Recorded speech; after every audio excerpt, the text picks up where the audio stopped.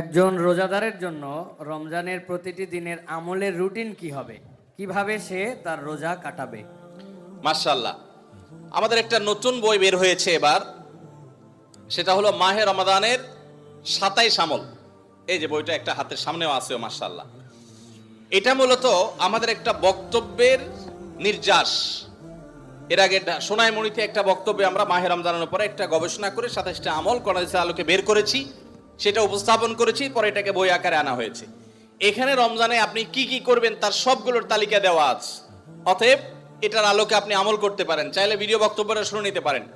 একবার সকাল থেকে রাত পর্যন্ত একটা সুনির্দিষ্ট রুটিনের মধ্য দিয়ে কাটাবেন, আর কিচ্ছু করতে পারেন না পারেন, শুধু একটা কথা বলে যাই, রমজান মাসে ফরজ রোজা রেখে অন্তত কোন প্রকার হারাম কাজ, গুনাহের কাজ করবেন না। বাস এটুকু যদি করতে পারেন, ইনশাল্লাহ আপনার রমজান সাকসেস। চেষ্টা করা যাবে না ইনশাল্লাহ?